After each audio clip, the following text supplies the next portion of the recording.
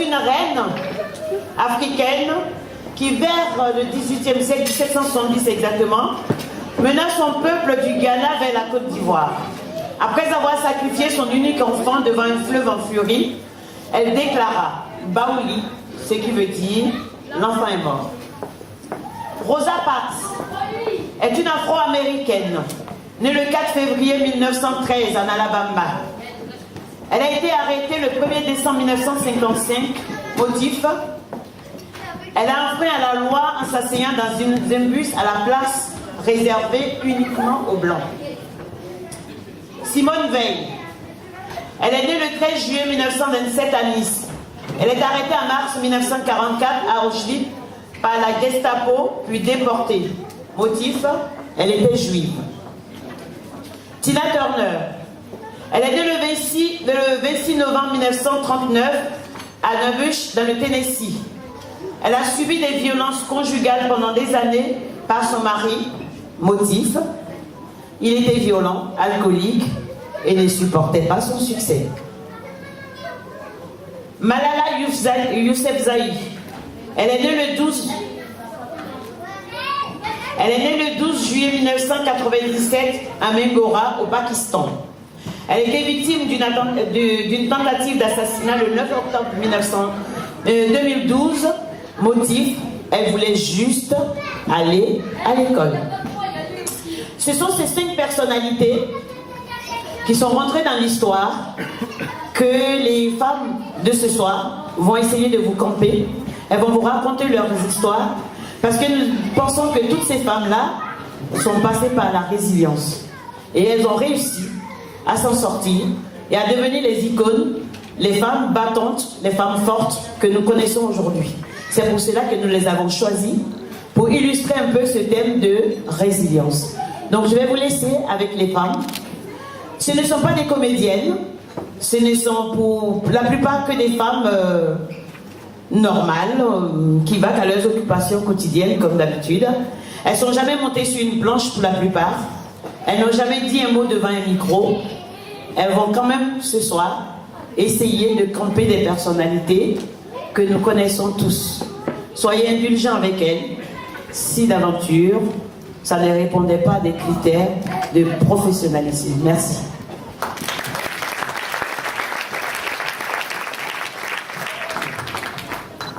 Simone Veil est née le 13 juillet 1927. Elle est issue d'une famille juive. Elle est arrêtée avec sa famille par la Gestapo en 1944 et en sort le 18 janvier 1945. Après la guerre, elle entame des études de droit et rentre en magistrature. En 1974, elle entre dans le gouvernement de Jacques Chirac en tant que ministre de la Santé. C'est à elle que l'on doit notamment la loi contre l'interruption volontaire de grossesse qui entre en vigueur en 1975. Elle sera tour à tour ministre des Affaires sociales, présidente du Parlement européen, membre du Conseil constitutionnel du gouvernement d'Édouard Balladur, présidente de la Fondation pour la mémoire de la Shoah. Pour finir sa carrière, elle entre à la prestigieuse Académie française en 2010. À cette occasion, elle fait inscrire son matricule de déportée sur son épée d'académicienne. 7 ans après, elle décède à l'âge de 89 ans.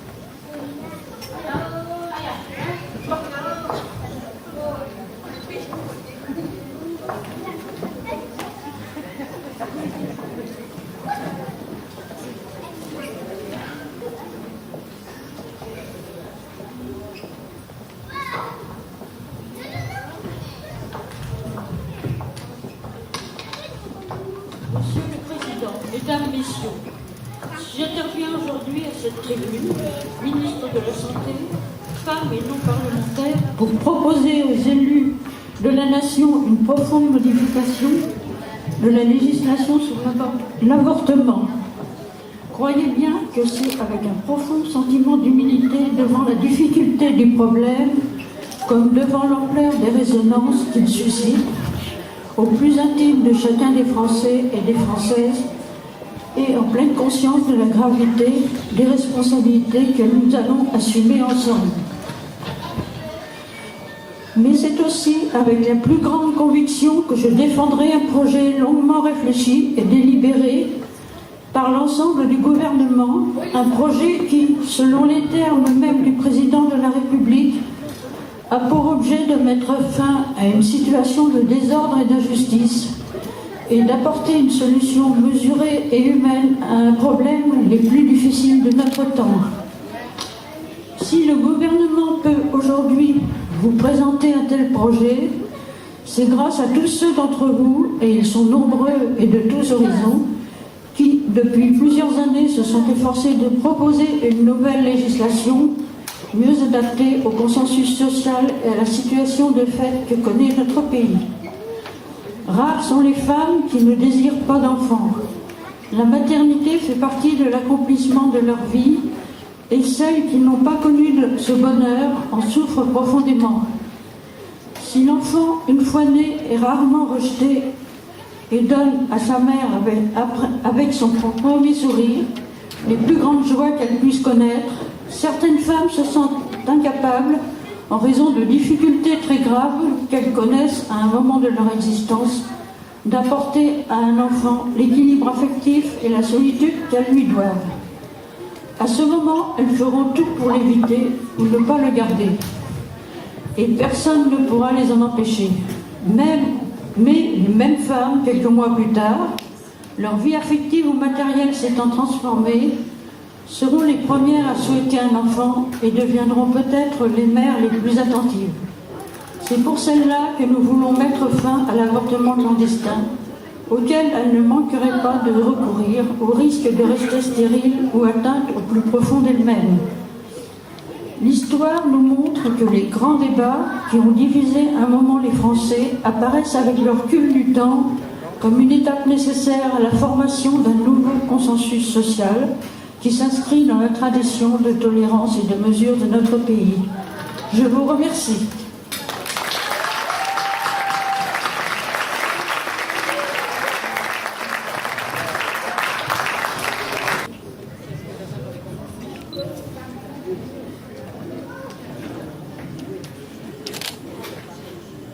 Nous sommes le 1er décembre 1955 en Alabama. Lors de l'arrêt Plessy en 1996, la Cour suprême officialisa la ségrégation raciale dans les transports publics. À cette fin, elle élabora la doctrine séparée, mains égaux, afin de se plier à cette clause de protection égale, prévue par le 14e amendement.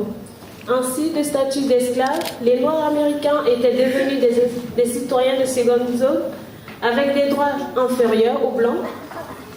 Dans beaucoup de villes, ils ne pouvaient non plus partager un taxi avec des Blancs ou entrer dans un bâtiment par la même porte que celle des Blancs. Ils étaient enterrés dans des cimetières distincts de ceux des Blancs et ne pouvaient pas jurer sur la même ville que celle des Blancs. Ils étaient aussi exclus des restaurants, des bibliothèques, des jardins publics, où l'on pouvait lire des pancartes telles que les Noirs, tels que les nègres et les chiens ne sont pas admis.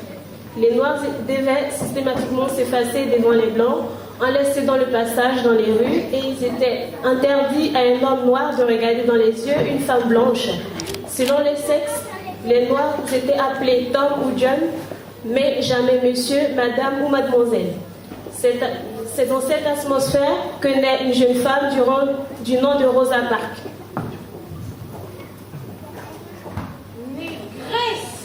En vertu des lois de la ségrégation de cet État, je t'interdis de t'asseoir à cette place réservée aux Blancs. Je te somme donc de te lever et d'aller au fond du bus. Et moi, Rosa Parks, en vertu des lois de la nature et toute désarmée que je suis, je vous réponds que je ne me lèverai pas.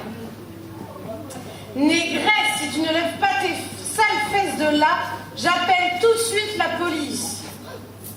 Faites donc. Moi que la loi exclut des droits de vote et de boire à n'importe quelle fontaine, je ne me lèverai pas.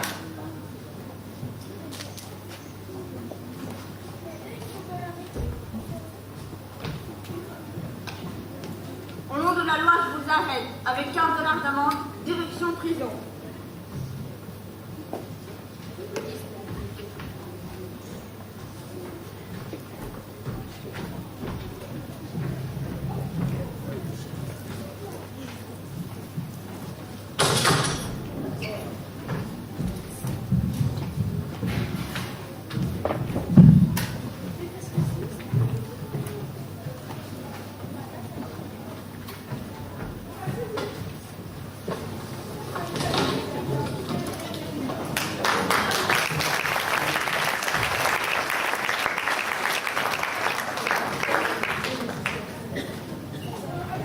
Quelques citations de Rosa Parks. J'ai appris au fil du temps que quand nous sommes fermement résolus, notre peur diminue. Le racisme est toujours avec nous, mais c'est à nous de préparer nos enfants. Quoi?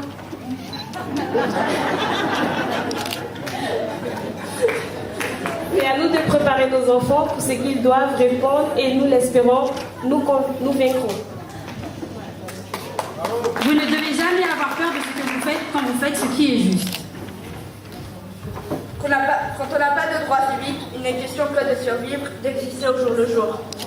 On doit vivre sa vie en essayant d'en faire un modèle pour d'autres.